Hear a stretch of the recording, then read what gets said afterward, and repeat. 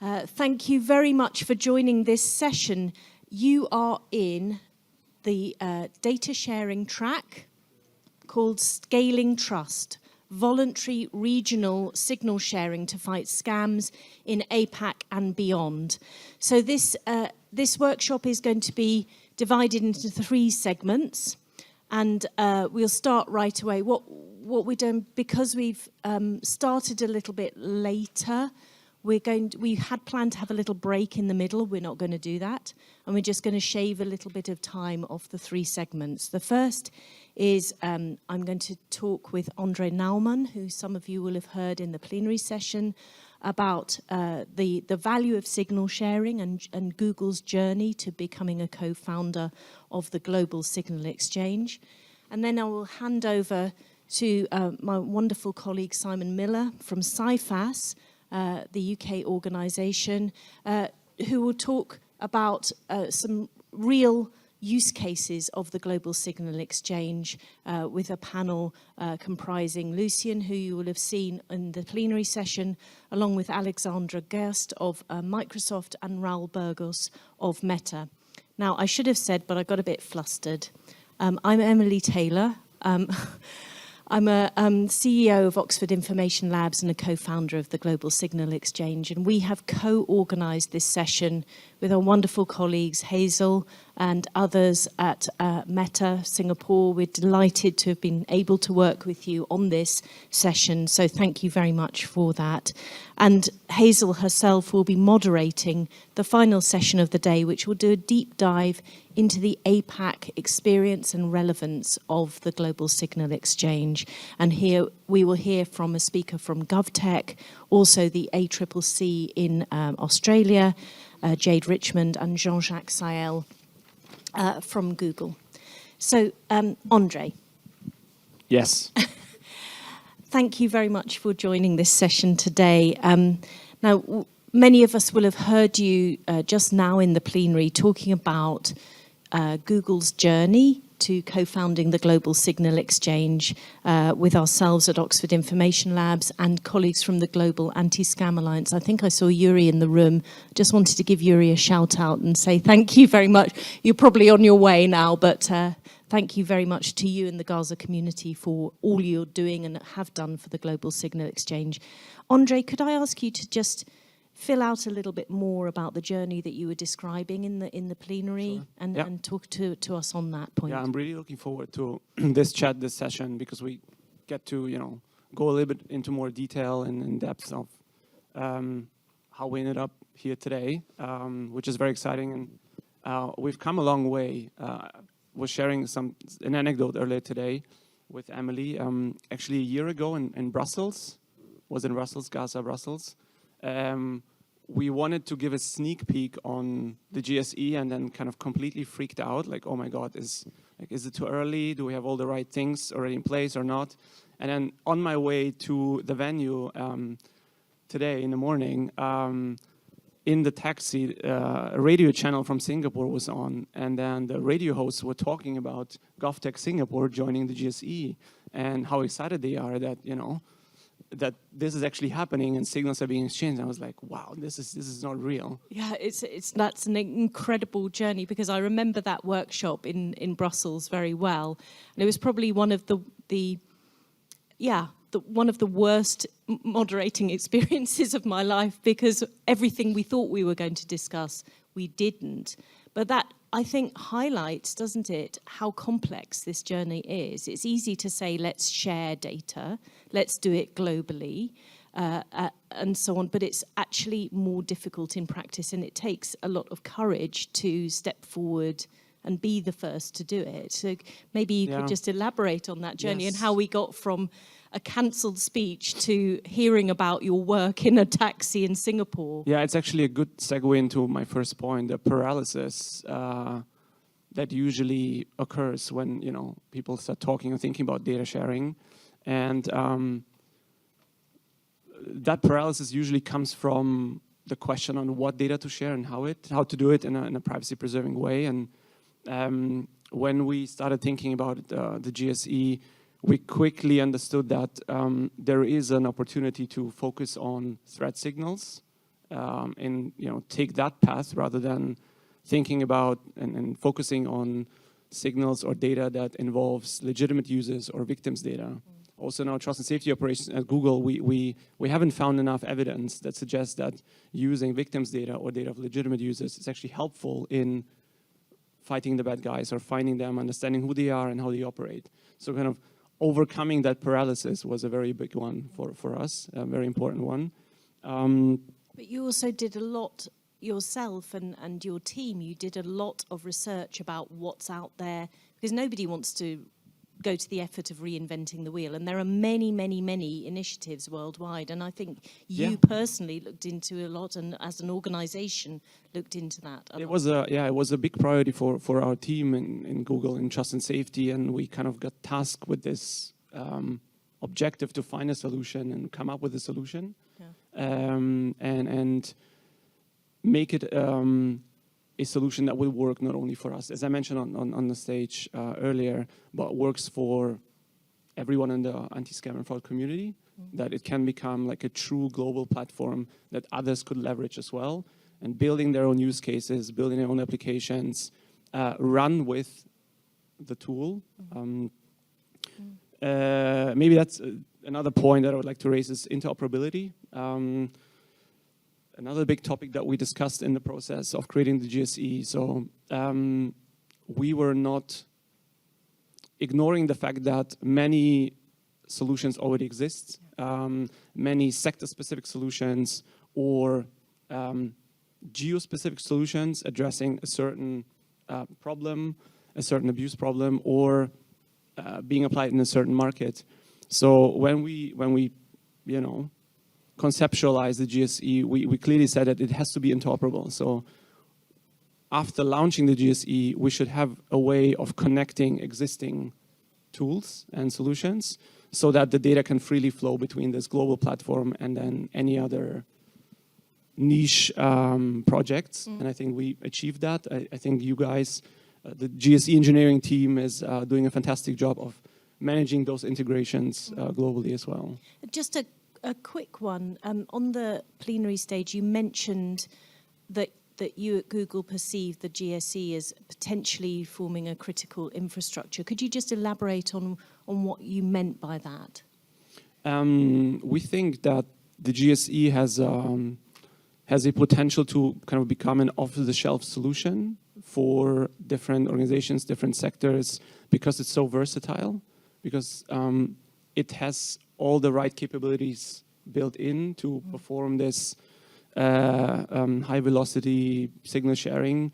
It's signal agnostic, so it's not only made for one sector or the other. And if we add up all those characteristics, I think there's something there, it becoming a universal platform, a universal application. And, going back to that journey, what gaps did you perceive? Because nobody does want to sort of redo things that have already existed.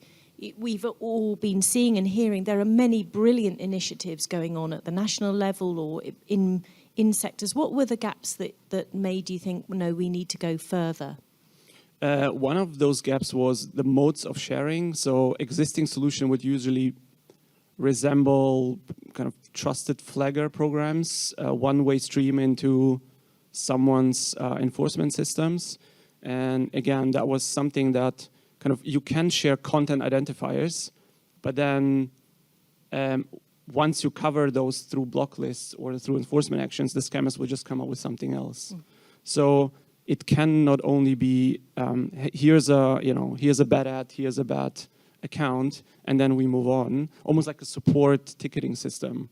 So we had to go a layer deeper and think about threat actor identifiers that we can extract from the content identifiers that otherwise would be shared, and then putting them together in order to understand the full scam journey. And the GSE allows to not only put many puzzle pieces together, but also put them together in a way that works for one organization or multiple, so one-to-one sharing, private sharing, one-to-many, and many-to-many, which is the open marketplace. I think that's also a really cool, novel idea where you don't share something with someone else and going through the agreements and the contractual side of the work, where you just put something on the GSE for someone else to pick it up. So it's another point that I wanted to highlight as well, the coordination overhead that goes away with that,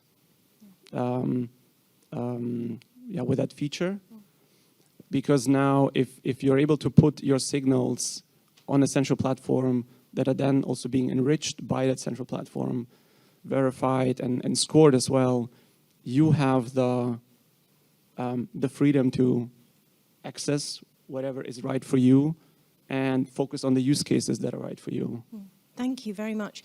So just, you spoke earlier about some early results. Could you give us a little bit more, maybe a couple of examples of the way that you at Google have been using the GSE, or some results that you've been seeing? Because I think everybody's like, yeah, data sharing, what's the point of it? What happened as a result of it? The first and kind of one of the most exciting examples was when the shopping team started ingesting signals from the GSE, URLs, domains, and put them into their own review pipeline. And then we started seeing fraudulent merchants that we otherwise would have missed through our own detection systems. So net new fraudsters, net new abuse that we otherwise wouldn't have found. Identifying bad accounts and action them, actually remove them from the platform and making sure that they don't come back. So this was from the open data in the marketplace that you've just been describing. Correct. Great. So just in closing, and before we hand on to Simon and the first panel, imagine that we're sitting here in 3 years. You know, you started the session by talking about our imagined launch a year ago, how we just cancelled that in the day, in the moment, because we were all freaking out. Imagine now we're sitting here in 3 years' time talking about what we've done, what we've achieved. What do you think we will be saying then? What do you hope we will be saying then? With the launch of the GSE, we kind of broke the first ceiling, and I think there are many more ceilings to come that we need to break through. You know this. One of the next frontiers is actually capturing and extracting those impact stories from the GSE and sharing them, showing the impact and the beauty of the system. And then in general, for us, Google, I think in 3 years' time, we would want to see a world where there's seamless integration with the GSE. The data is flowing seamlessly. It's embedded into our classifiers and then training data through which we're able to catch abuse on a large scale. Real-time sharing, that's a big one. So kind of moving down that TTL, time to life. For the GSE, I think it would be great if it would have established itself as this critical piece, critical platform, and landing somewhere around 5 billion signals would be a nice number to aim for, maybe more. And then I think most importantly for citizens, I think we have a unique chance to lower the exposure of scams. I don't think we will get rid of scams or get rid of scammers, but we can lower the exposure and protect citizens, and overall make it then into the overall scams business, where it really hurts the scammers and the organizations behind them. And also raise the stakes, because with the nature of the GSE and the collaboration with law enforcement, I think it's going to be, the stakes will be harder for scammers to engage in that. Well, let's hope that happens. And Andre, thank you very much for sharing. Thanks for having me. Google's experience, for being a co-founder of the Global Signal Exchange alongside Gaza. I'm now going to hand over to our first panel, and let me welcome Simon Miller of CIFAS, who's very kindly agreed to moderate that session. Simon.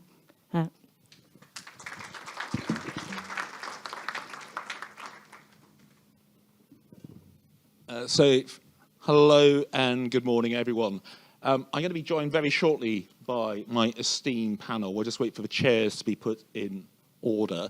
But just so you know why I'm here, so CIFAS, for those of you who don't know, is the UK's leading fraud prevention service. We have 40 years experience of enabling the sharing of personal and private information between organisations for the purposes of preventing fraud, and we operate the UK's fraud prevention database. But critically, we recognise that as a national institution, it's only by operating globally and being involved in organisations such as the GSE and GASS but we're going to make the difference. So we are acutely aware that local solutions lie in global initiative. But we now have chairs. I think we are only going to have one microphone. We have more microphones. Will my panel like to join me? So Lucien Taylor, Alexandra Gerst, and Raul Burgos.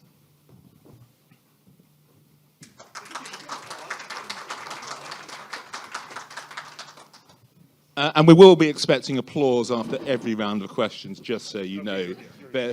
There's some work for you to do as an audience. So I'm going to start by asking the panel to introduce themselves rather than me do it, because they bring a richness of professional experience and fraud prevention work to the table that I think is better expressed by them rather than me. So, Alexandra, shall I start with you? Or you start with you. Yeah, thank you very much. I'm super excited to be here. So thank you very much for that opportunity to represent Microsoft. My name is Alexandra Gerst, and I'm a senior corporate counsel. I work in Microsoft's Digital Crimes Unit, where our mission really is to fight cybercrime, which of course includes fraud and scams. Lucien. I'm Lucien Taylor. I'm the CTO and CTO of Oxford Information Labs. That's the organization for 25 years that I've run behind the Global Signal Exchange. I'm a co-founder of that. I'm also an inventor and developer of the platform, the research tools that were spotted by Google and others and repurposed for this global signal exchange. I'm a database nut by nature, but I'm not really allowed to get behind code anymore because apparently I do people. So I'm here to talk. Can you move shares? Because you are a little bit of a tough act to follow. Not as impressive as this guy. My name is Raul Burgos. I am a security policy manager at Meta. What does that mean? That means that I manage our voluntary intel sharing relationships with industry and governments on fraud and scams and a number of other harms. So it is a pleasure to be here talking to you all today. So we're going to start the first question with Lucien, but before I do that, a little bit of housekeeping. We're going to overrun slightly, as is true as a fashion, so we'll be running till about 12:30, and I think we're going to run without a break as well. So after this panel, we'll follow directly on to Hazel Margarita from Meta's panel and the discussion that she will be leading. But hopefully, this is all really exciting and innovative stuff, and you won't be wanting that coffee midway through.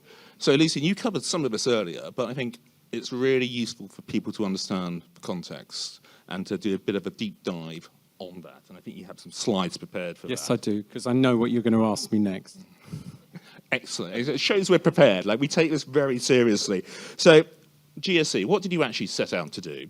And I think quick question as well, by way of follow-up, is where are you now, given the speed at which this initiative is running? I think there's some really real interest there. As an engineer, I have prepared some slides because I always like to actually show the answers in the system as much as possible. Is there a clicker? Oh, yes, there is. Yeah. There is. Do you mind Yeah, doing of that? course. There we go. As if by magic. Thank you very much. So, yes, there's me. We don't need to dwell on that. So we've got the Global Signal Exchange, and we've got an update for 2025. So your first question, what did we set out to do? I covered this basically in the first session. The annual cost of cybercrime continues to rise. We're trying to create a method of sharing threat intelligence across the verticals in the fraud attack chain. The way that the enablers for crime and scammers to build infrastructure, build an identity, and engage with the victim. We need, and then finally execute a crime. And it's at step 4 that we actually see bad things happening. And then this whole, we've got to create more friction in this area. It's so easy for them to set up sites, set up false identities, engage with the victims. We need to create more friction to the left, so to speak. And we've come from a culture of, we call it the circular firing squad. It's amazing what AI can tell you. If you say we want a firing squad all pointing at each other, it's not very funny. It looks quite serious. You start to put animals in and everybody smiles. And also challenges of cross-border data flows and global data flows. This has been a significant challenge for us. So we set out to overcome those. Where are we now?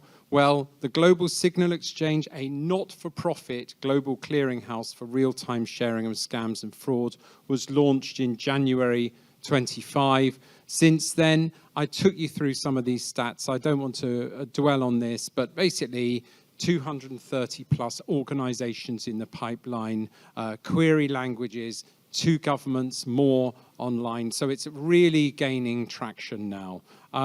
What we have, if we actually log into the Global Signal Exchange platform, you can see that we've got over 300 and we've got actually over 400 million. This was taken a few days ago from 36 sources. So we've gone from 40 million threat signals to over 400 million threat signals. And when you're seeing that each individual actor out there is gathering tens of thousands, you can see, I don't believe that we're seeing anything like the scale of the problem. So that's our first mission, is to understand the scale of the problem. And you heard Andre talking about billions of signals in 3 years' time. I think that's quite a serious ambition. I think what's helpful is to think about the signal journey, to think about the utility and what we're trying to do and the change that we're trying to perform. So first of all, what is a signal? I get often asked this. You can go and look on the platform, or you can look on the website under the sending signals section of the documentation, and it will show you the latest audit of signal types that we support. Obviously, at the bottom of the list, because they were first, URLs and IP addresses. There's a lot in that low-hanging fruit. There's a lot of mitigation we can do with scams and fraud. So we're very interested in URLs and IP addresses. But as we're working with more communities, CIFAS, banking, advertising sector, we're identifying different types of signals that we need to track and follow. So we all know a signal. It starts with, we receive these now every day in our office, and we've actually created a system to help us trap these. Our engineers did this in a few days to help us just make sense and test the input section of the Global Signal Exchange. We start with a typical link signal. Here we've got an application that just scans an image of a SMS, and it gives it a score. And here we can see that we've got a high threat URL. So we've got a signal from outside. This is a typical signal here, piece of absolute rubbish that looks like it's from the government. We first of all upload that, and we call it, there are different methods of uploading. When we're really embedded with organizations like the Googles and Metas, etc., we've got an API. But to test the system, you can simply upload a file. A file of comma-separated values or JSON packets. It's as simple as that. Upload it, and you've got a signal in the Global Signal Exchange. Here we go. We've uploaded one which is of signal type URL. The sender has given it an abuse type. This is marked as a phishing threat. And the sender themselves has given it a confidence score, because the application that our engineers knocked out there in a few days uses Google Gemini to give it a quick threat assessment, and there we are. First thing we do is share it. We don't do anything with it, we just get it out there fast, as quickly as possible, and the platform will make those available in the latest activity queue, and there you can see signals have come in 1 second ago. Then we process it. What does that mean? We take time, we take 1 or 2 minutes to process those signals against interesting factors that we have in the system. So if you take a signal like this, we split it up, and you'll see that there are different parts of the industry supply chain serving different parts of that signal. Let's take one of them, the third on the right-hand side, top-level domain name provider, the .coms, the .uk's, etc. We maintain league tables. These are literally like football sports league tables. Who's the best? Who's the worst? What can we learn from the best in the league tables? Who has the fewest number of threats? What can we learn from the worst? Where are the problems happening? Here we search for one at the end of that threat signal, and we can see that it's got a report rate of nearly 14% of its stock is toxic in our system. That helps our algorithm. We have a number of other factors, but then we can give it a threat score. When it's in the system, we let everybody know its threat score. So we don't think of a signal as a static thing. What are we trying to do? We're trying to get it down from a high threat to a low threat. And we ask the community to do that and respond to feedback. Who are we talking to? We're talking to a marketplace of intelligence feed providers. Now, here you can see on the open feed, we've got fraud killers in there. They've just arrived. Google Shopping, and Andre said there's many more of their products and services. And Meta joined yesterday. This is hot off the press. I literally did this in my hotel room last night because Meta have just published their block list on the open signals feed. So you've now got Google and Meta data in there. We're hoping Microsoft are really close round the corner, and also Amazon are nearly there as well. So we've got feedback. So once the signals are in there, we want to hear from the other parts of the industry, those responsible for different parts of signals. Yes, that's on our platform. No, it's a false positive. Yes, we agree with it. No, we don't agree with it. This whole conversation is missing. We have a system for that and an API for that. And that can moderate the threat levels. So we're trying to bring down the threats as much as possible. Criteria for success, we're very interested in the time to live of scams and fraud. At the moment, it's far too long. And that's it. Thank you. We can close that because the next bit's about a finance sector pilot, which I'm not going to talk about. Fantastic. What a world tour of it. I think it deserves a round of applause. Sorry, everyone. I'm tremendously excited by this because I actually received a text message yesterday about a supposed parking violation. That's exactly the same as the one that you've just shown there. And I think that will probably be CIFAS's first signal uploaded to the system when we finally join. So, Alexandra, let's bring you in. For Microsoft, what existed before the GSC? What did the landscape look like? And now that you are joining, what do you hope to achieve, and what's the difference going to be? So before, there was really no one-size-fits-all solution in terms of sharing data. And in our digital crimes unit, the DCU team, we really applied a multi-layered approach in terms of sharing data. So depending on who's the partner that we want to share data with, what's the purpose of sharing data, and what's the type of data that we're sharing. And there are some examples, for example, when we work with law enforcement, we typically submit data via criminal reference, and that has been very successful in terms of supporting active law enforcement cases. Then we have other cases, other types of data sharing methods, which, for example, is our cyber threat intelligence program, where we share malware-related signals with partners like CERTs and ISPs, and that happens through automated APIs. And then there are also some very manual pipelines and manual ways of sharing data for fighting tech support scams, for example, where we share data both with law enforcement authorities, but also with private sector partners, with consumer protection authorities, for example, and that sometimes happens through protected emails, through protected Excel sheets, for example. So to conclude, it has been quite burdensome and lengthy to make these case-by-case assessments of what's the best way to share data. And now with the GSE, we're really urging our partners to become members and use it as the one single source of truth for sharing data, because it's very straightforward and it makes it a lot easier for us to share data in a very fast and easy way. And what we're hoping to achieve from this is really to have a cross-platform disruption of fraud. And on the Microsoft side, we do see a lot of signals. We have a ton of signals from our products, from our different services, but this is internal data. So we're dependent on external signals to be able to disrupt any fraud that is originating from the Microsoft platform, which we are highly committed to combating. And on the other side, we want to leverage the platform also to share signals with third parties, with our partners, to enable them to do like a coordinated disruption on their platform as well. And when I think about like what do we actually want to achieve, I think it's the agnostic, the cross-platform disruption. So once criminals are trying to set up fraudulent infrastructure on one company's platform, they get disrupted. They try to move to another platform, but guess what? The other platform does already have signals to prevent the setup of the fraudulent infrastructure from the very beginning. So that's what my kind of view is about this. And I really think that GSE, it's more than a sharing platform.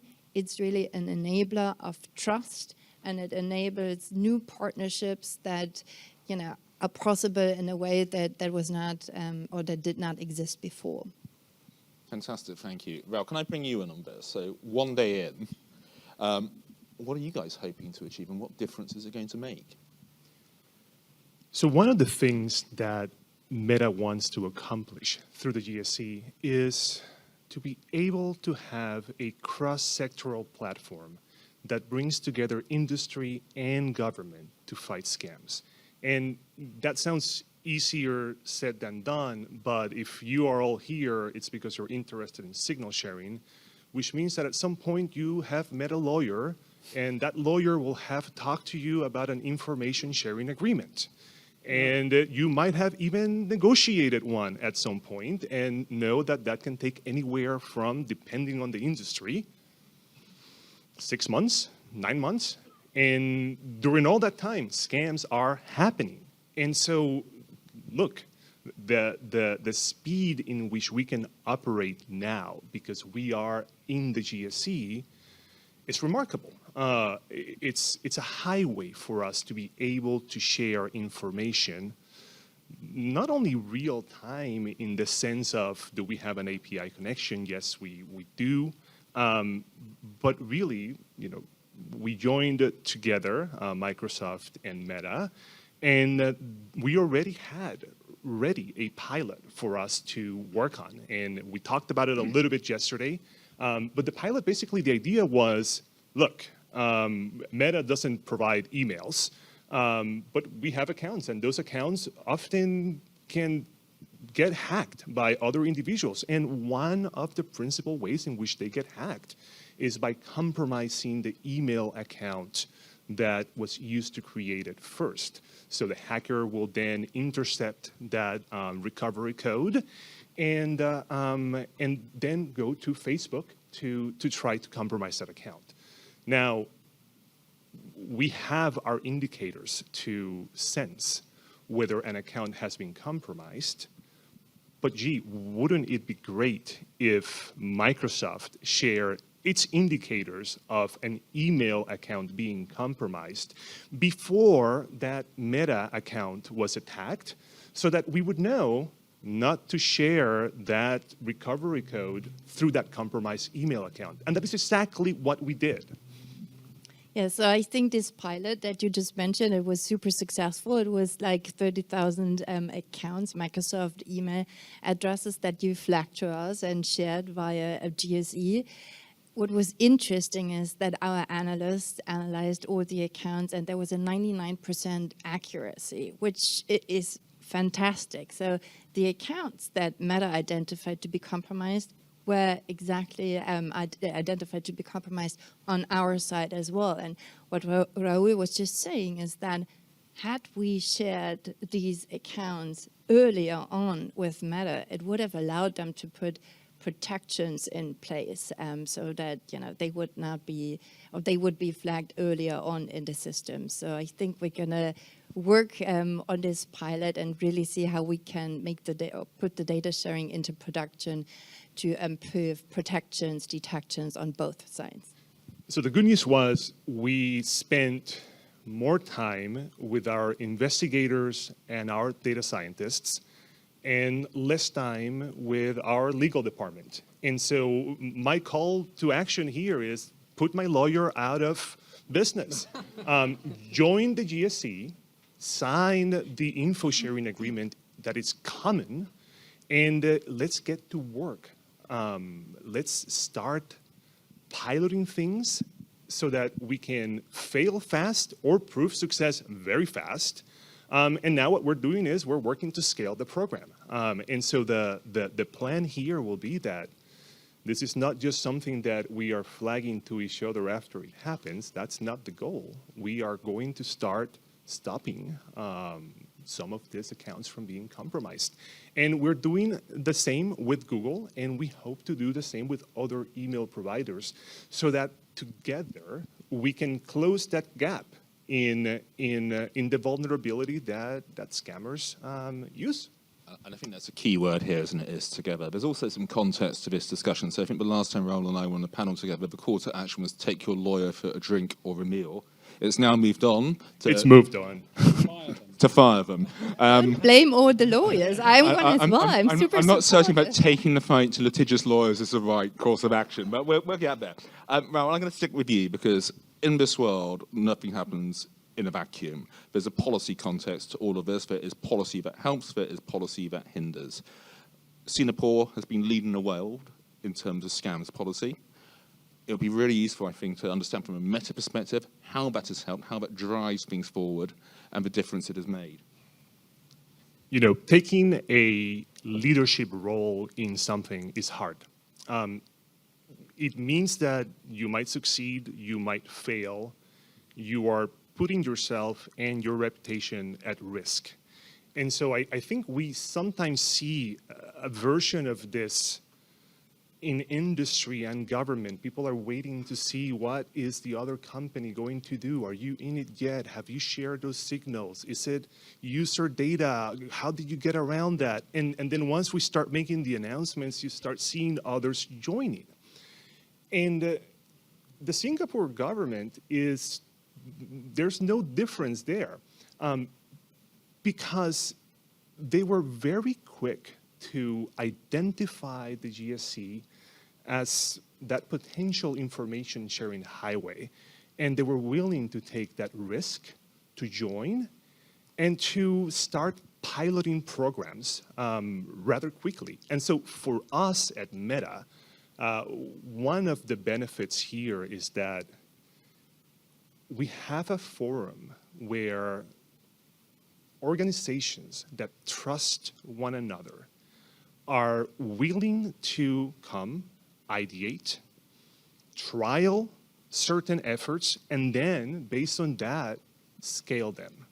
And so, as we talked about yesterday, as we discussed this morning as well, we were piloting with GovTech a program to receive signals that were scammy URLs that may or may not exist in our platform, but because the Singaporean government had already identified them, it would be fantastic for us to be able to ingest them at scale. Now, what's the problem?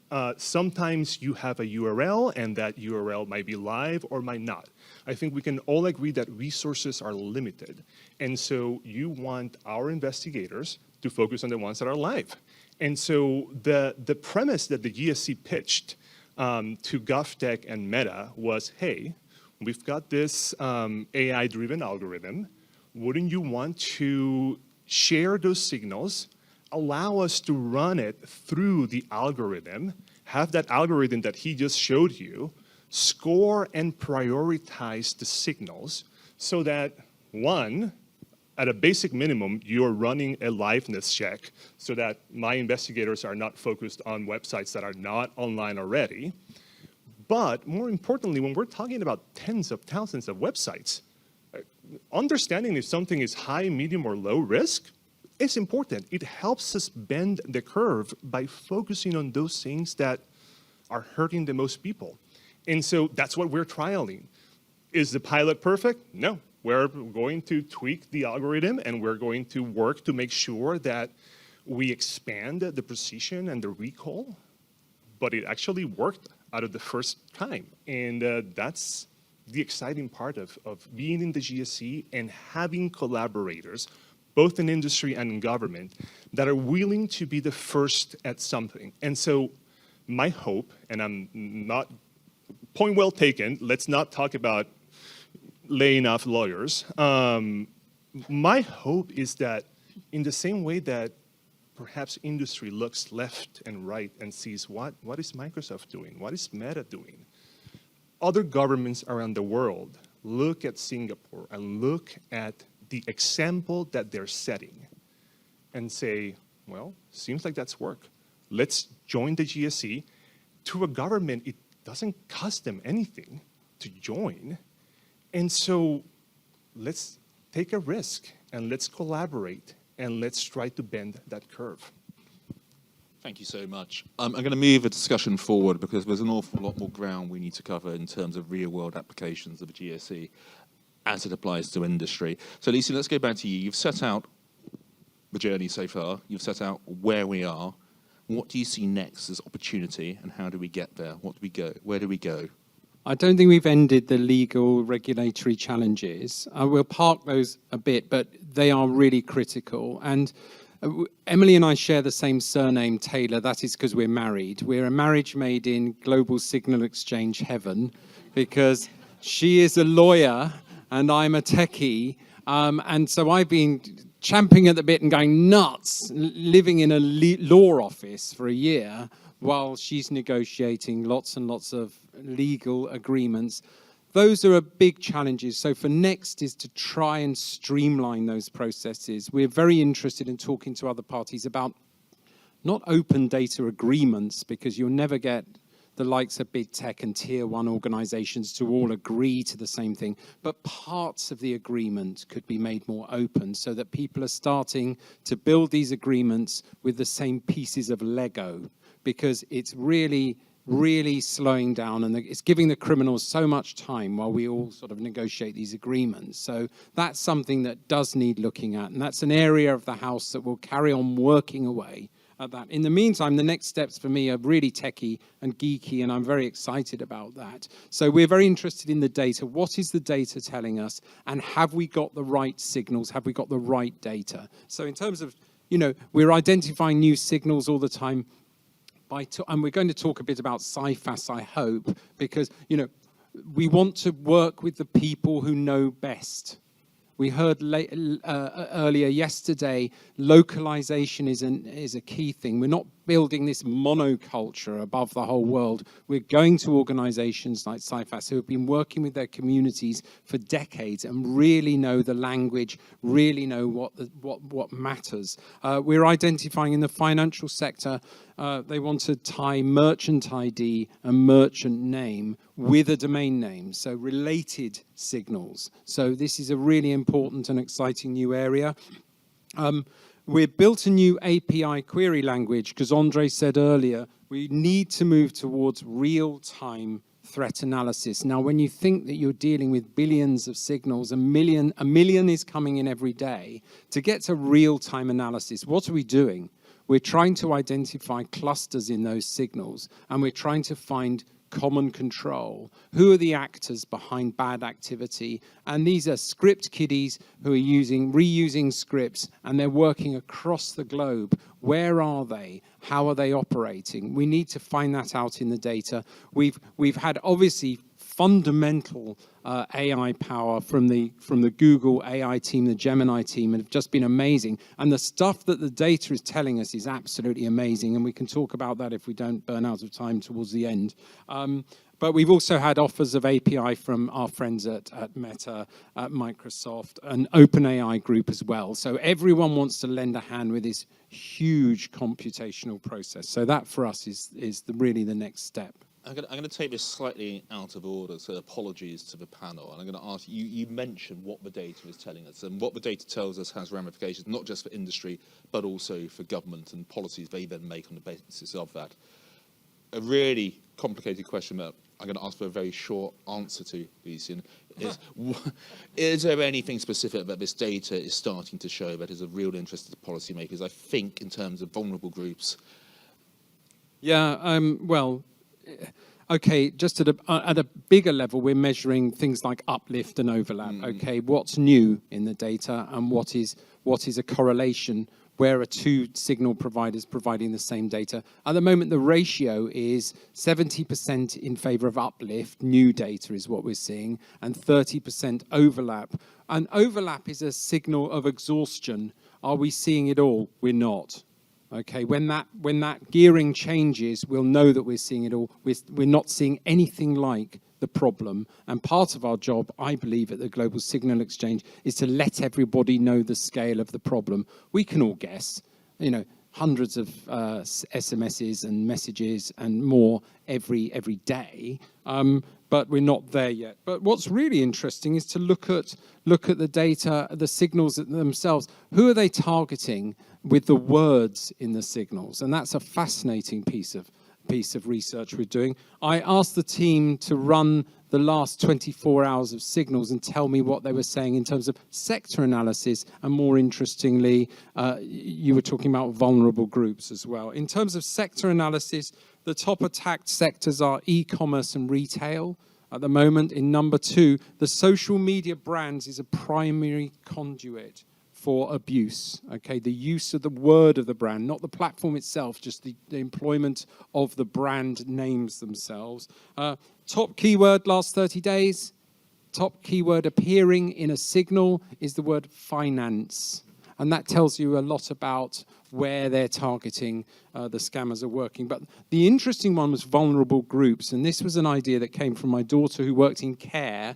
And she said there's a lot of evidence to say that vulnerable groups are particularly targeted. So identifying vulnerable groups, because apparently we're all vulnerable at some time in our life. It's not just about ability or disability. It's also about your particular need. Top 3 vulnerable groups in the last 24 hours of threat intelligence are those with low digital literacy. Number 2 is those with financial difficulty. Now, Simon, you were talking... I love the fact you look at me. You mentioned it. You mentioned the parking fine and the stress that can engender. And finally, those with mental health conditions. So, you look at the signals, the words in them, it's telling us this. Fantastic. I'm going to bring the conversation back to you, Raoul, and you, Alexandra, and try and get, in the time that we have left, into the specific benefits. And both of you have touched on this. But how directly does the GSE benefit your organisation, Alexandra? So I want to call out another example of how we have received data from Google. So it was the first of its kind in terms of data sharing in less than 24 hours. So we had a very good meeting with the Google cybercrime team, and they shared that there was a tech support scam case that is also heavily impacting and abusing the Microsoft brand. And as I said, in less than 24 hours, they shared the associated URLs with us via GSE. And we do have our analysts that are still working on analyzing the URLs, but we were able to see that some of them mapped to Microsoft infrastructure. So it easily allowed us to do disruption, to disable the subscriptions that were associated to the URLs. And the next step really will be to look at how can we gain more insights, put them in a criminal referral and submit it to law enforcement so that we can go beyond technical disruption and really collaborate with law enforcement to go after the threat actors behind that. And I think that's one of the things where, looking into the future, what I would want to achieve is that we can leverage GSE to coordinate actions, meaning that we would coordinate the disruption of the technical infrastructure that all the technical providers can do, at the same time with law enforcement going after the threat actors, doing arrests, etc. Because based on my experience, this is really how you can holistically take down networks. Because if you just do one thing, technical disruption, they will rebuild the infrastructure. If you just do arrests, there are people lining up behind the threat actors that easily can take over.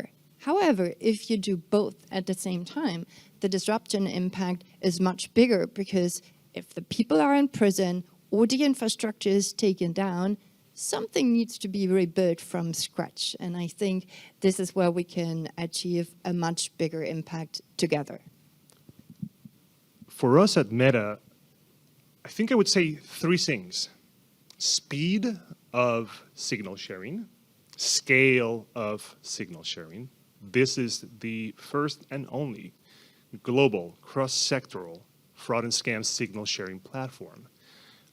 And then the last part, which I wouldn't have said unless I hadn't listened to the Minister of State yesterday talk about trust and the erosion of trust that fraud and scams cause, is that it's building trust.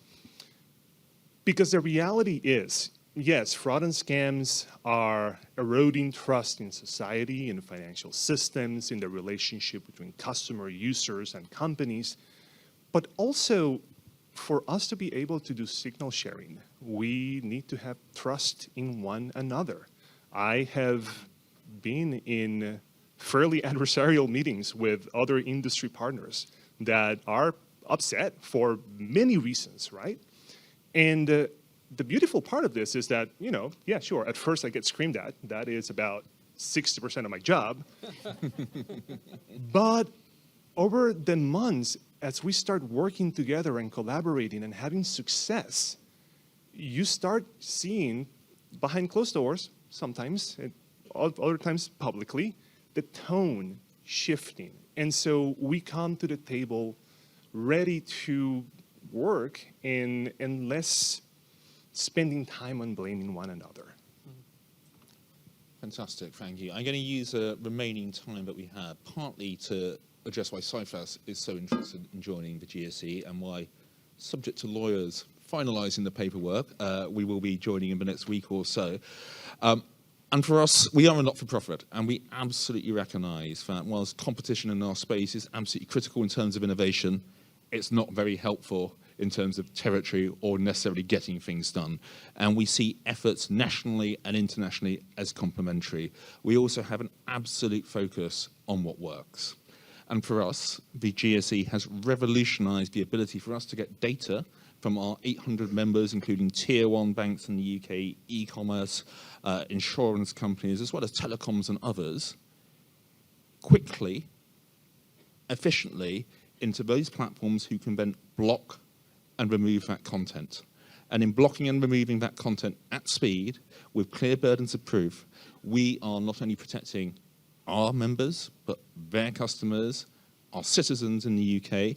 And I think critically as well, we recognise that it's in preventing access to channels, to the criminals, and this is what the GSE is actively doing, we are helping keep people safe elsewhere. We're closing down the efficacy of the scam factories, of the scam centres in this part of the world, in West Africa, and others as well. And we see this as being a critical means of us all working together. So huge congratulations from us to you all for the work that you have done to get this off the ground. And I think it's going to be genuinely revolutionary, and the interests that our members have as UK-focused institutions in this is huge, because it suddenly changes what we can do.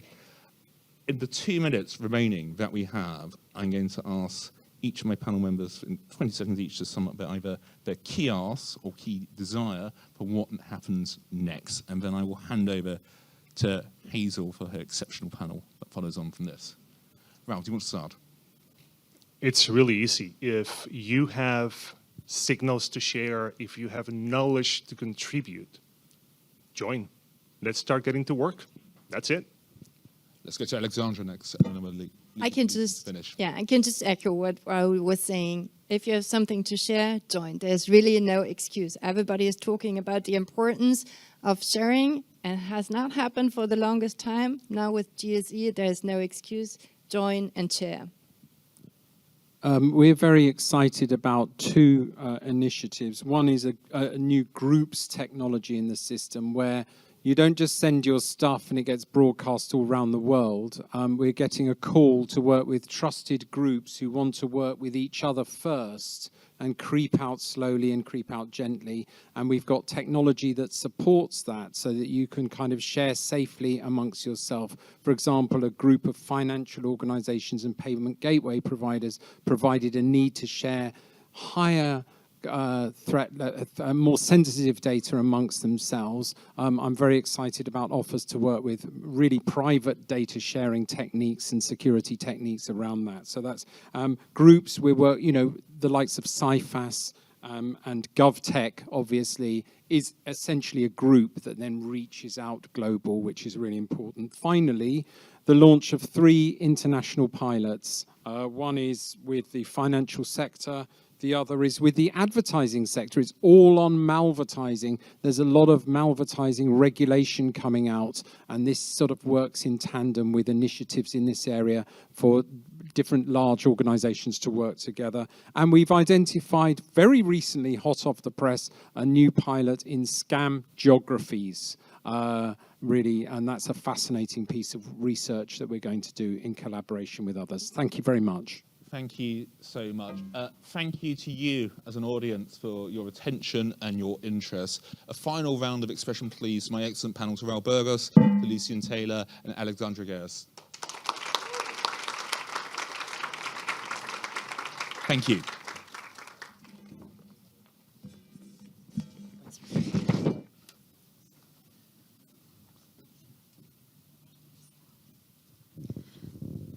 Good afternoon, everyone.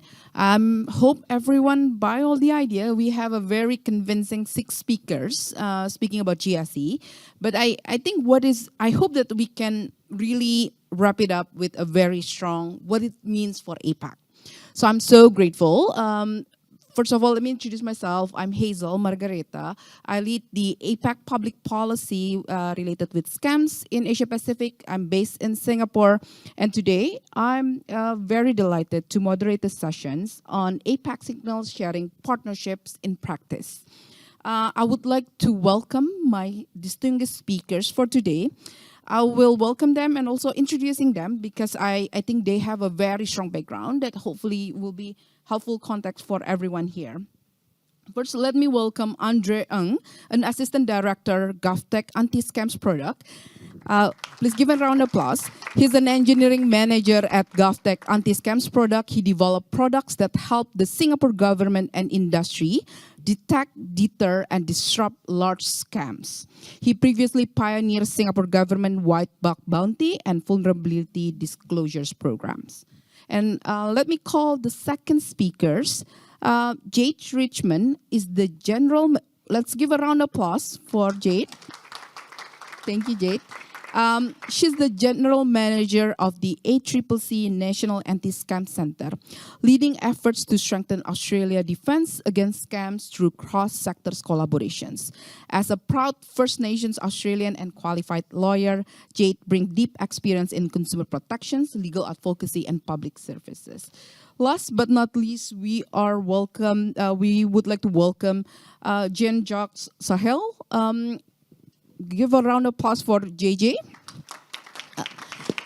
JJ is a policy lead telecom, scams, and online content Asia Pacific for Google. He leads Google public policy for telecom and scams globally, as well as online content in Asia Pacific.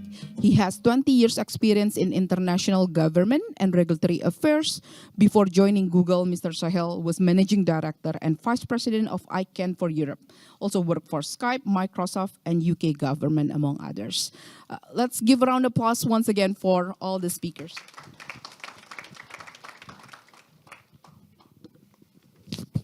So over the years, we seen there's a tremendous growth when it comes to signal sharing collaborations, especially in Asia Pacifics. We heard yesterday, for example, Katie mentions about Australia Fusion Cell. We also hear today a big announcements, and in the headlines, GovTechs are joining Global Signal Exchange. For telecoms, they have an ICASS for TISEC, for example, for collaborations as signal sharing platforms. For Meta itself, we have a FIRE products that we're collaborating with financial service institutions in Australia, in Singapore, and now even expanding in Asia Pacific by leveraging FSISEX. We're also, as a member of Global Signal Exchange, we, as you hear today from Raul and also from Nathaniel yesterday, we're also collaborating with Google, Microsoft, GovTech, in terms of collaboration on scam signal. So it's a lot of collaborations are happening in the regions when it comes to scam signal sharings. So I would like to start my first questions by asking the panelists, what would be, can you explain a little bit more how your institution think about signal sharings and what kind of initiative that you're involved? Let's start with Andre. Right, so thank you, Hazel, for the question. So we have always seen signal sharing as a form of force multiplier, and we are not really a stranger to sharing data. So some of you might know we have a bilateral relationship with in collaboration with Google on web risk. So if we see a URL, we can get it disrupted within minutes across all safe browsing browsers, 5 billion of them, so they say. So we've seen this multiplying effect of signal sharing. And we are extremely excited with GSE coming on board to GSE to see how multilateral sharing can further amplify this disruption effort. And I like what Alexandra has shared earlier, because we don't want to just play whack-a-mole with these scam enablers or these scammers. We want to not just disrupt, we want to dismantle. So disrupt and dismantle to make sure that they don't keep coming up over and over again. And we're extremely excited to see how we can achieve this through not just bilateral, but multilateral kind of data sharing, signals exchange. Jade? Thank you. Look, I think for Australia, really data and signal sharing underpins everything we do and has for some time. I think we've been calling for more initiatives to focus on unlocking the power in data, particularly when it comes to scams. We were early initiators of some data sharing arrangements. I think back in 2016, we started one with Meta back then. We had some data sharing with banks. But I think what was really highlighted in some of those early initiatives is that it needs to be done at scale and it needs to be done across sectors and much more broadly. I think in Australia now, also our government recognise the need to invest in building the capability for that data sharing, not only between industries. I think there's really good examples we've heard about here, but we also have sometimes significant barriers and challenges when it comes to the data and intelligence that law enforcement might hold. So for us in Australia, the National Anti-Scam Centre really serves as a centralised place for Australia where we can connect up with the government and law enforcement data in Australia, but also increasingly share and access data from the private sector. And I think what we're really encouraged by is to hear about things like the Global Signals Exchange, where now some of the things we've been working on at a local level could perhaps feed into these sort of global initiatives in the future. And so we have always had a principle for the National Anti-Scam Centre called where we say we will integrate and not duplicate initiatives. And so we've been looking to integrate with data exchanges in Australia, and we're certainly keen to look at integrating with other initiatives that are going to really scale up. I think as we've heard and as the big tech companies tell us, in order to have a real impact on the numbers that that previous discussion showed us, we're really going to have to work together, both industries but also local countries at a global level. So these sort of concepts have not been new to Australia, and I think we're now setting up a legal framework that you've heard Kathy talk about yesterday. That legal framework also includes some requirements that organisations who are subject to it will need to share what's called actionable scam intelligence. And I think there are real opportunities to think about how some of that information that will be businesses will have to share can also be utilised and shared to support some other global initiatives.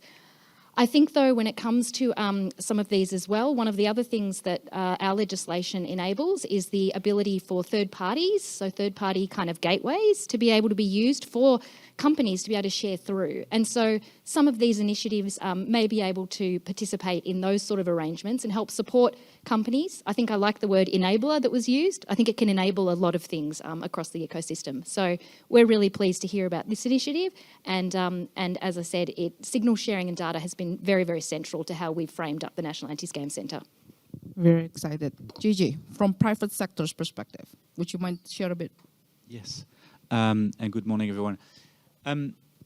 You've heard a perspective from our colleague Andre this morning, who's been instrumental as our lead on intelligence sharing, on how we've gone about GSE. But the way I look at it, from my perspective, my role, which is to look globally at this problem and how it impacts our users across all the various Google platforms, is trying to think, why has scam proliferated so much recently, and what are the new manifestations of scams? And effectively, what we've seen over the past couple of decades, but really intensifying in the last 5 or 6 years, is this is not just the scams from, what we see today is not really scams from someone in the next neighborhood that's doing a little bit of a dodgy deal. We still have those people, of course we do. But really we're talking here about transnational criminal gangs, who are not just scam gangs. They are, as we've heard, also involved in things like human trafficking, lots of money laundering, and other types of illicit activities.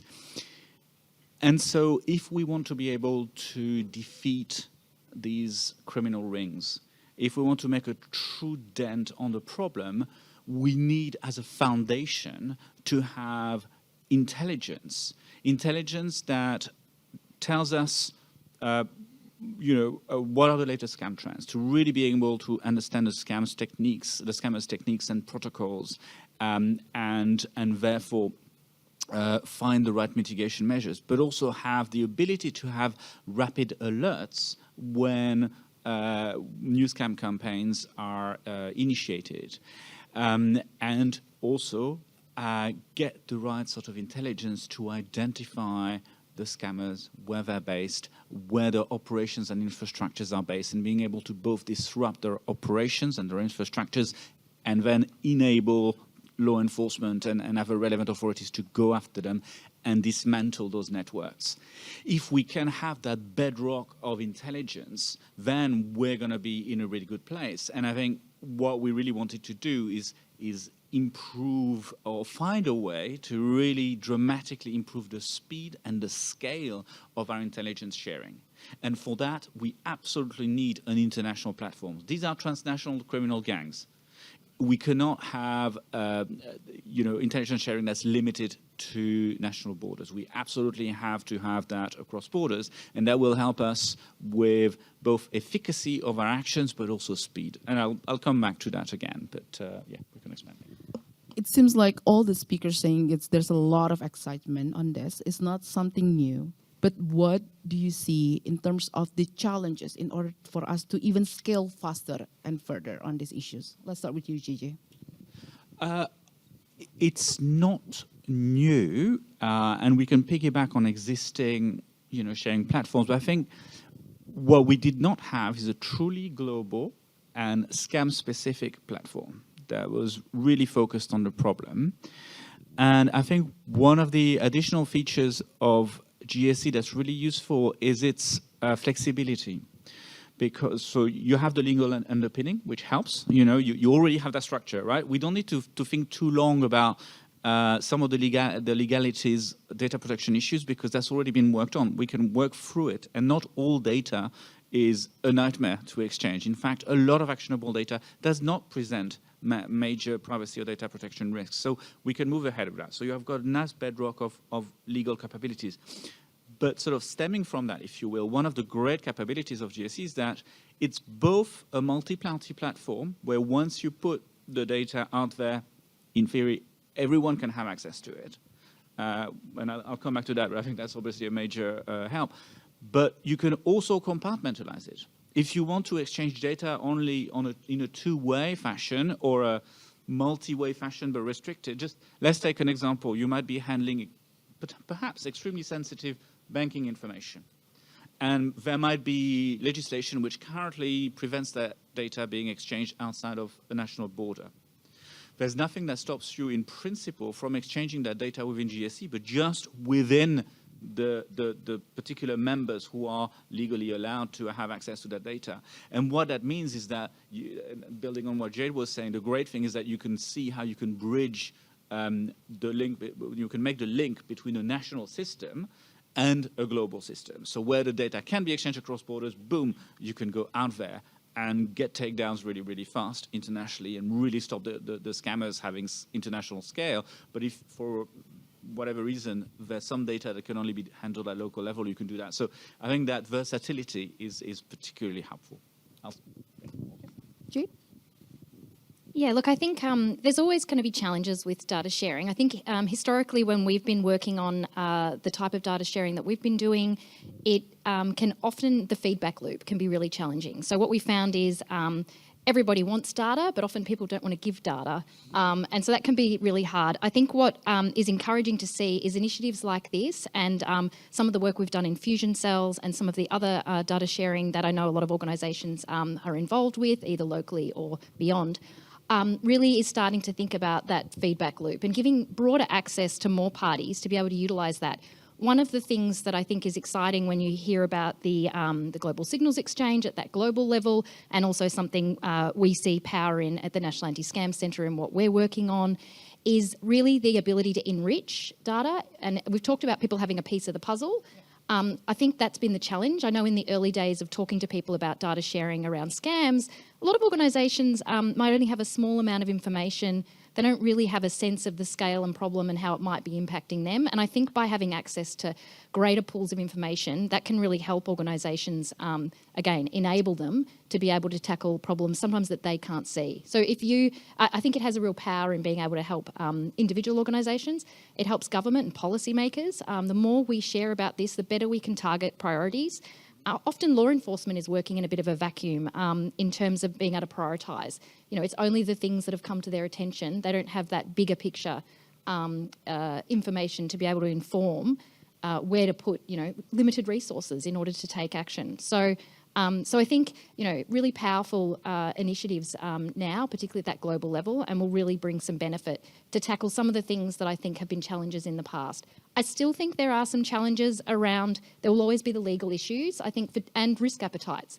When it comes to particularly government or law enforcement agencies, they can be even higher. And so I think being patient and working through those with organisations, trying to leverage existing things in terms of linking them up. So that's something we're doing at the Scam Centre where we're linking up systems in Australia. And again, there are now obviously opportunities to link those systems up globally. Right, so one of the advantages of answering last is that I can tap on the previous answer. So I'll just double click a little bit more about what was shared by Jade and Jean. So one of the challenges I see is relevancy to the recipient of the signal. So a lot of times, what is important to me may not be as important to you. So what we have done in our pilot is to have signals uploaded, and then for GSE to then enrich that with a score as well. So like what Raul has mentioned, timeliness is also very important. So sometimes the website or the domain might already be down or disrupted, and that tends to not work out for people who are receiving that. So in a way, GSE then can add on to our signal to sort of signal to us or signal to the recipients on that signal to see how important how they should prioritize those signals. There will always be also challenges when it comes to sharing things that are potentially sensitive or things that are signals where there are typically a lot of regulations around it. And I confess, we do not have all the answers to sharing of this sort of data, but we are very confident that together we can work something out. And for the Singapore government, what we have done was actually not to get too caught up in this analysis paralysis. So we took a look at what we have already, and we decided that URLs are something that we can share immediately. So instead of waiting for in a way, like, for everyone to sort of give the green light to it, we drew the line and said that, look, this is something that we can share. We are already sharing this with Google.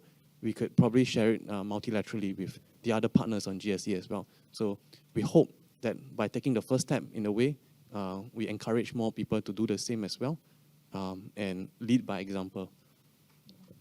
Thank you. As the headline of Straits Times today, GovTech is the first government join. So very, very excited on that. So I want to pick up on that, Andre. When it comes to GSE, how do you see, what is your visions on GSE? How you're planning to see, if you're seeing 1 year ahead, we are in the same stage. How do you see that what is your expectations that how you're going to leverage GSE or other initiative, either bilateral or multilaterals, in terms of signal sharings? What will make it different in 1 year ahead?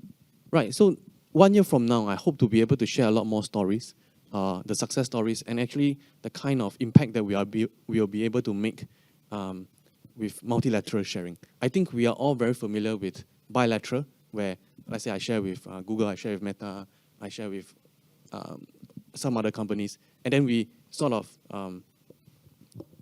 in a way, show off our stats to say, hey, this is what we have done. But really, what we haven't really seen is how companies work together to collectively then share the statistics of what they have done collectively. And I really like the idea of sharing maybe emails between Google, Microsoft, and Meta to sort of disrupt the scammers at the chain. So in a way, they are thoroughly discouraged from moving from one platform to the other. So these kind of stories are what I look forward to 1 year from now. Yeah. So more stories, more involvement. Yes. Hopefully not only big tech, but also local Singaporean companies that we're hoping to join as well. Definitely. As well as, I think, the type of signals that we will be sharing even more. Right now we're sharing off platform. Okay, that's a really good thing. Let's pick it up. This is I believe this is recorded. Let's see in a year time. So let's see how we evaluate that. That's a really good one. JJ, how about you? I know Google has a long history in terms of signal sharings and leveraging GSE. How do you see that? How you vision leveraging GSE 1 year from now? I was hoping to keep that for like the concluding words. I'm sorry, I jumped the gun. But so maybe we'll finish earlier for lunch. I was listening to the first mini session of this workshop, and I think there was a question about where do you see GSE in 3 years' time, and Andre gave the right sort of technical process perspective. Of course, he did. My simpler answer, which hides a lot of hard work by Andre and the team, is in 3 years' time, I want us to have reduced scams massively. That's what I'd love to do. So then moving back to 1 year, I think one of the starting points, if you will, is that the criminal gangs behind scams, not all criminals are clever, but some of these guys are clever, right? And they are evading detection through subterfuge, of course, and that includes how they mix channels. What it means is there's a lot of intermediaries, if you will, that are impacted in the scam attack chain or kill chain. Most often, and we see that across countries, the first touch point between a scammer and a potential victim is a phone call or an SMS. Starts with that. So, telecom operator, first line of defense, and we help there, for instance, with the Android mobile system. If you've got an Android phone, we've got something, I live in Australia, and actually I get very few phone calls that are scams that don't get a warning signal. So it's brilliant. That's why I've got Android phones. Anyway, but it does work. So there's something that we can do at that level, but that relies already on intelligence sharing. But that's actually not, but beyond those kind of few preventive steps, it's actually quite difficult. You don't automatically know, or certainly not for the first time, that this particular phone number, SIM card, whatever, is being misused by a scammer. Like the telecom operator doesn't automatically know. And then, you move on from that. They make the first call or the first text, and then they might send someone to a dodgy website. And then from that dodgy website, you might have an online messaging channel. And then there might be an interaction with a bank. So you've got all these different providers, these different intermediaries in the chain, and very often on our own, each intermediary doesn't really know. Like, it's very difficult. When you see a single Gmail, I mean, we're getting better at detection on emails, right? But some of these emails might, or instant messaging might look completely innocuous, taken on their own. So what I'm hoping is that thanks to better intelligence sharing, we're going to start to be able to make more sense of that. So that's kind of on the accuracy, if you will, that we're going to get there. And then it goes back to scale and speed. And here, you know, dealing with this issue over 20 odd years, you know, in cybersecurity, there's always people saying, let's just get lots of data, lots of intelligence, right? But it doesn't matter if you've got reams and reams of data. You need to be able to analyze it and make sense of it and action it. The great thing today, and I'm not advocating for having masses of data, but it's just if we do have masses of data, and 400 million signals on GSE is a lot of data, the great thing is that today, not only do we have big data tools, we've got very powerful AI tools. And that's enabling us, and I think that's what I'm hoping we're going to get to in a year. Sorry, I'm finishing, Jade. You're coming up on this question. We've got this expression that we apply for cyber threats generally, but certainly for scams and fraud, which is to reverse the defender's dilemma. You know, Andre, you were talking about the whack-a-mole. And that's the problem. It's always this cat and mouse game in cybersecurity. The bad actors come in, and they might hack a system or start a conversation with a victim.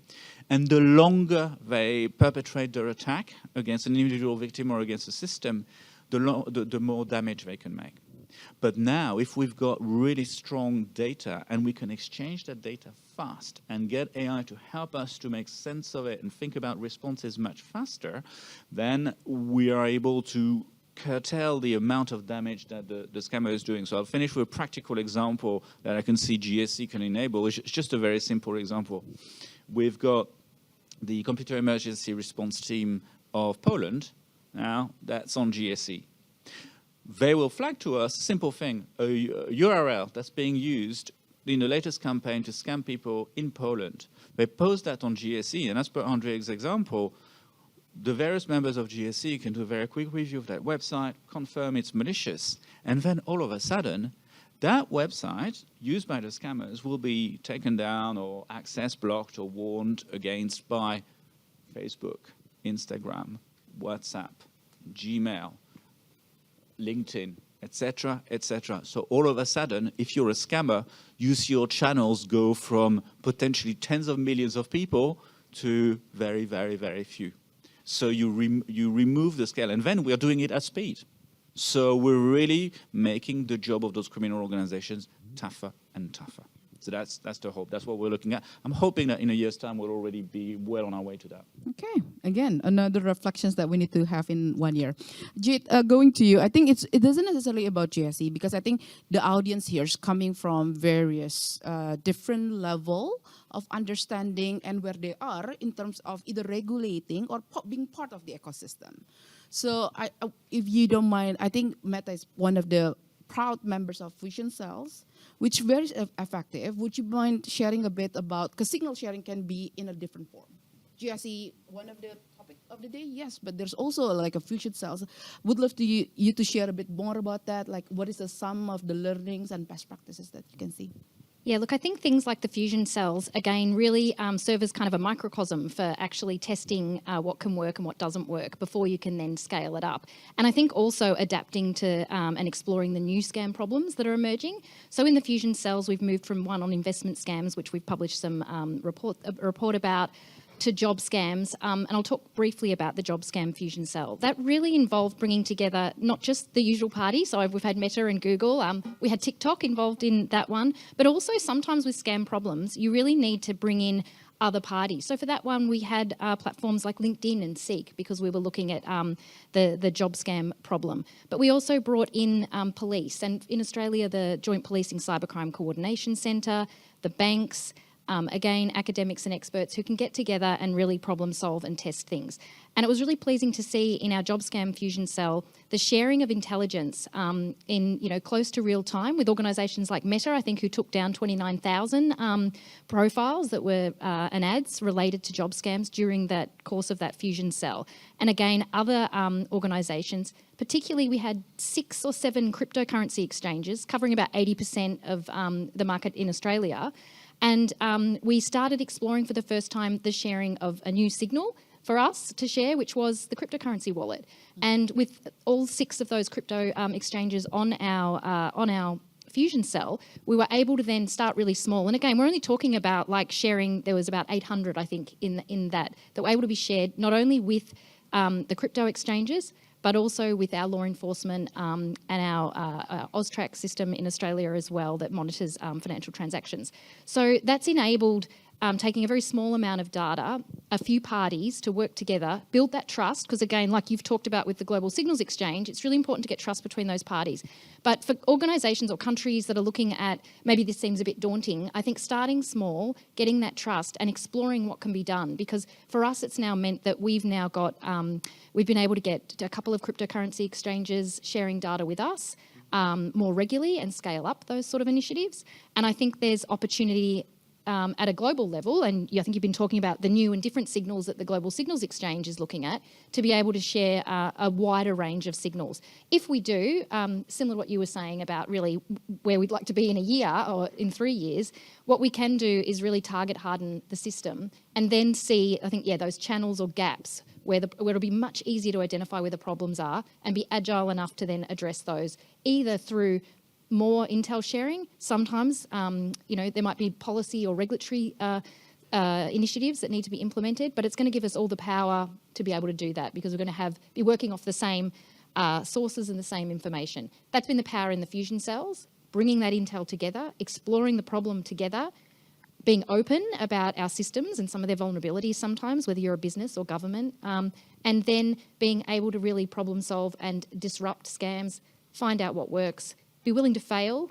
There's probably information that we've shared that hasn't been as effective, and that's also a really good lesson. So really encourage everybody to, and I think I've been around for a long time in the scam space, advocating for data sharing. I'm so excited to see some of these initiatives and just say, keep going, keep working together, and start small if you have to. But I think, that's the only way we're going to be able to combat the scammers. Thank you. Amazing.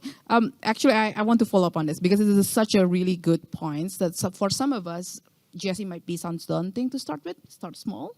But as for those who already facilitate some sort of a signal sharings in their country, what does it take in order for you to take the leap, Kate, in your opinion?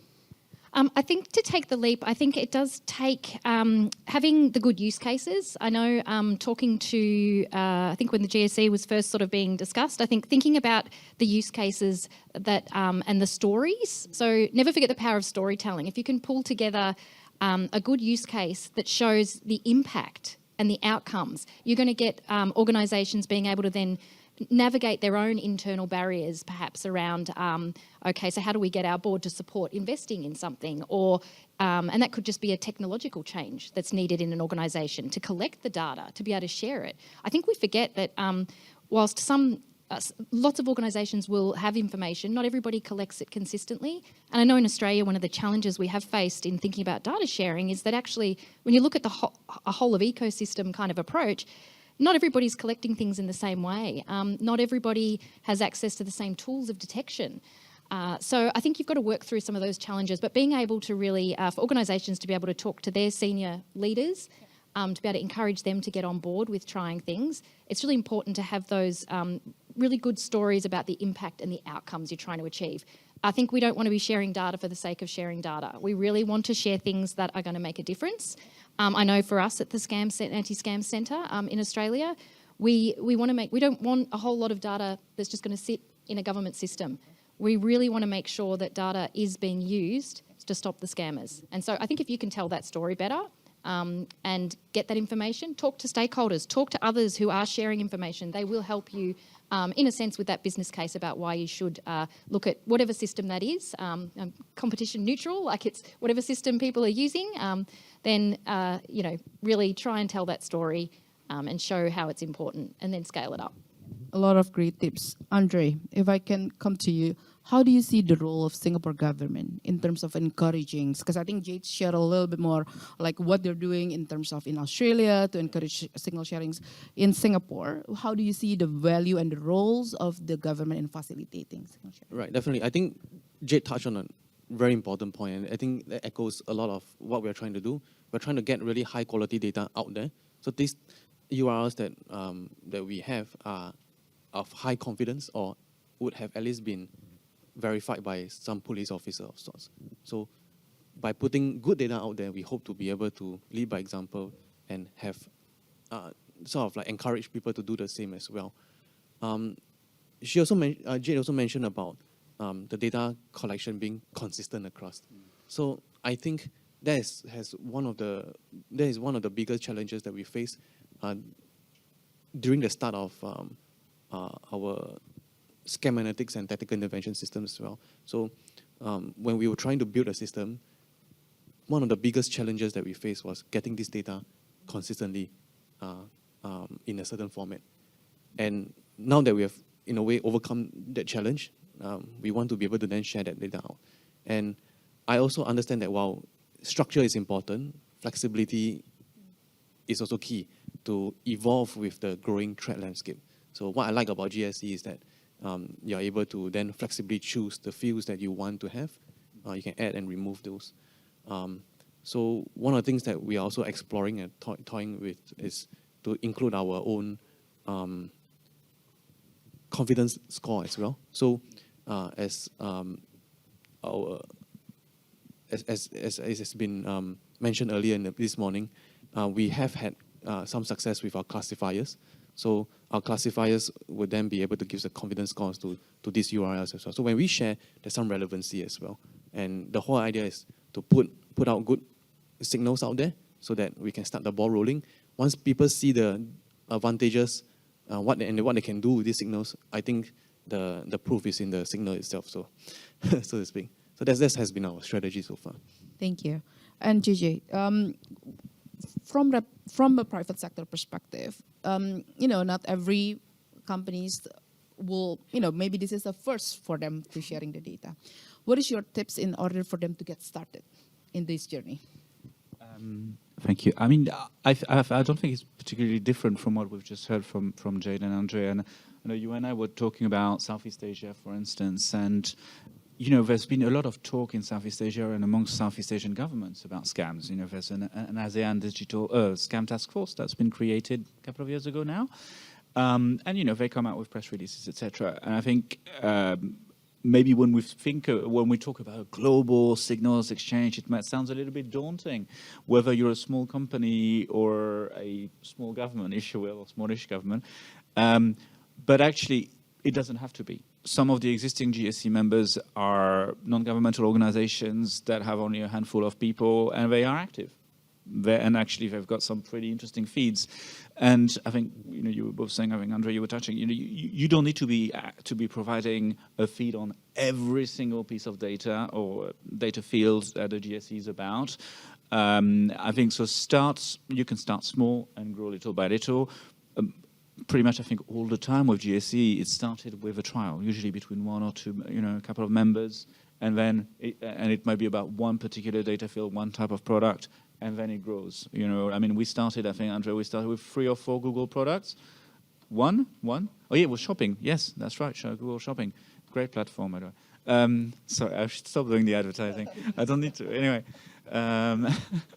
It is authentic advertising. Anyway, so Google Shopping, now we have 10 Google products added. And sure, we're a multinational, but we don't have to. You can be a smallish businesses or a smallish government.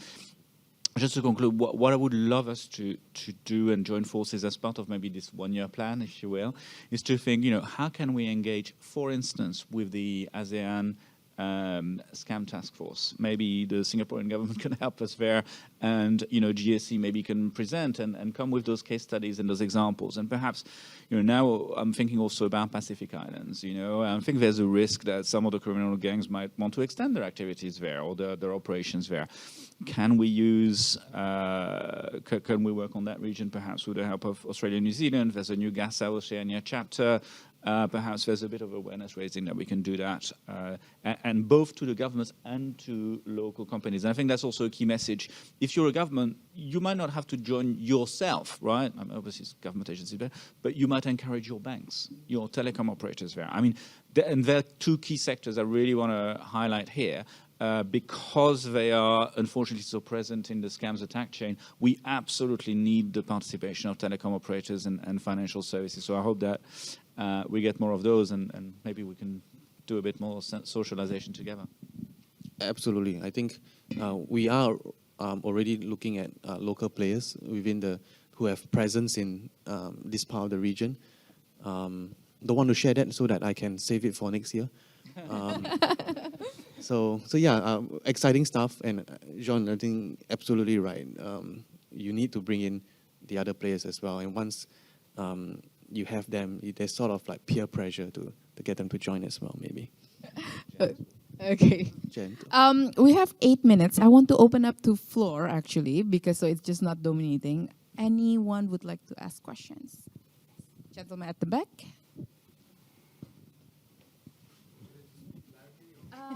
Sorry. Oh, thank you. Thanks for the panel. I don't know if this is a question for this panel or previous ones, but if there were governments, perhaps in the region, who are thinking about joining, it's great to see GovTech having joined, but there perhaps are other governments. Who are the right players within a government? Is it a law enforcement entity? Is it a anti-scam center? What is the right entity within a government that should be trying to join GSE? And if they are reluctant, what's the slow progress that we can make in perhaps training them on looking at GSE signals, working that into their workflow in some way, and then slowly getting on board as opposed to having to say, it's all or nothing. May I know your name? My name is Anand. I'm working with a U.S. government-funded project here. Oh, yes, government-funded. Okay. Can I, because it's a short on time, I want to take the two questions. Oh, sorry, you're become an event stuff for a while. Thank you. I have two questions. Yes. One is, it seems like most organizations at the GSE are very large, so how can small organizations be involved? Exactly. We may not even be able to afford paying to be a part of this, assuming that that is the case. We are from India. And the second question is, I heard that there is a lot of intelligence sharing between compromised email accounts, which then get shared. But what happens if a user is able to retrieve his account? Because then other services will continuously keep marking him as a compromised account. And I know this particularly happens with iCloud, where your phone gets stolen and then your passwords get changed and everything. So if I now want to be an account in good standing, who am I supposed to reach out to? Okay. Maybe I'll ask Emily to step in most of the questions in terms of the members. I think it will be good, Emily, also, because the audience is wide range. So it will be good to, who's your member? Because I know we always mentions Meta, GovTech, Google, Microsoft, but I think it will be good. And also which department that you're working with? Is it law enforcement? And then maybe I can turn to Andre after that in terms of some of the lesson learned as you're convincing your up the chains in terms of involving here. Let's start with that too first. Yeah. Over to you. Hazel, thank you very much for opening the floor for questions, and thank you for those questions. So everybody on the platform has to be accredited. We go through an accreditation process, but it is absolutely the case that small organisations are welcome, and in fact, some of our data sharers are from very, very small organisations, like Kit Boger, who you might know, who's a YouTuber and a scam beta through his organisation, because it always has to be an organisation, Serif Secure. They're giving us a small amount of very, very high quality data signals. You also don't have to share to be part of the GSE. So there are lots of options, and we'd be really happy to talk to you. It's free for law enforcement. It's there, and there are sort of baby step programs to get, but you don't have to be a giant organisation to join. So thank you very much for that question. And to the audience member who asked about other governments, yes, we're really keen to work with other governments. We go through our processes. A lot of the panelists have talked about the complexities of all of this, but we're up for it. And and so we welcome the dialogue. This has to be an international solution. The complexities of sharing across borders, others have mentioned. It's difficult, and we're working through the processes. They are more or less complex according to where people are located and so on. So I hope that gives you some sense, but very happy to chat afterwards. We're here all day. Andre? Right. I think as long as you have good signals, I think you should look to share. I think if we take the approach of which government agencies should be the one taking the lead on this, I think it might then go into a conversation that might take too long. Not legal advice, but do check in with how much you are being able to share. And I think when we look internally, at least from my experience, when we look internally, GovTech, this initiative is in partnership with Singapore Police Force. So GovTech does already have data combined with the Singapore Police Force. So in a way, I guess like we are not too constrained by the boundaries of agencies. What we are constrained with is more or less like the signals. What do we have good data to begin with? So that's how we look at things. And to be honest, the onboarding has been quite a breeze. I think it caters to a wide range of users. So you have the GUI, which is pretty much, think of it as a ClickOps kind of thing, where you can go in, click, upload, download signals. And then you have the advanced, more developer-friendly kind of APIs that we use. So Singapore being a very lean government, I think we are very small, and we wouldn't want to impose onto what other governments should do. So what I can say is that, despite, or rather like, you can have a range of competencies within the government and you still can contribute. So for us, we use the APIs because it's a lot more efficient and we have very low manpower. So everything has to be automated. So yeah, do check it out. Okay. Unfortunately, we're almost out of time. So I just want to close with maybe just give one round for every panel to give one closing remarks. Let's start with you, Gigi.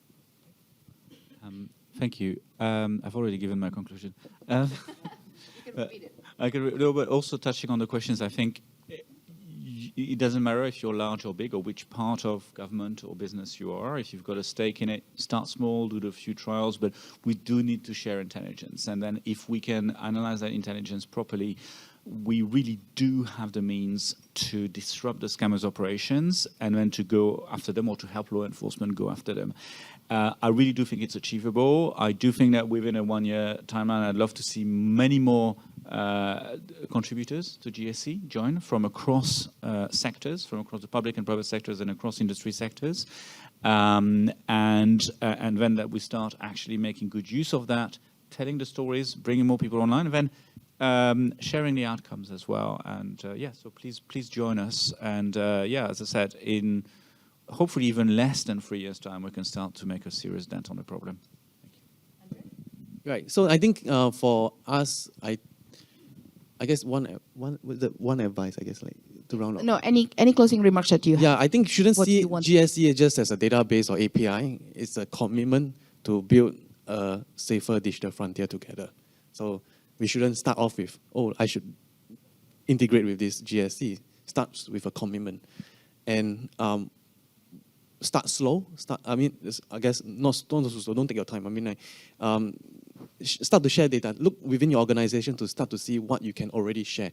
I think if it's very easy to get caught up in the analysis paralysis. So whatever you have, consider whether it can be shared, and start iterating. The faster we iterate, you will find new use cases, you'll find new ways of sharing data, you will identify how to tweak, how often, what kind of data should be put inside, what kind should be removed. So start now. So that's what I would say, start now. Jade? Look, just briefly, I think if you're sitting there, whatever type of organisation you're from, and you have information and data about scammers, really ask yourself, why am I sitting on this? There's a lot of power in that information and a lot of others that you can enable to do something about it. Like, I think we all sit here and we want to come up with solutions. I think if you're sitting on that data and not doing anything with it and not sharing it, and there could be, for some government organisations or some there can be some really strong reasons why you might have to, but explore how you can. Ask yourself, how can we share this? What could we do? If you can't find the answer, talk to others. We have heard, and over the last couple of years at a lot of these forums, a lot of really good examples where information has been able to be shared to enable a real outcome. So just encourage you to ask that question. Thank you. Thank you so much. It's a very, very productive. Let's give a round of applause for all panelists. The times shows is basically now it's about times for lunch. On behalf of Meta and GSE, thank you so much for joining our informative sessions and for all the speakers who are contributing to the panels today. Thank you. Thank you.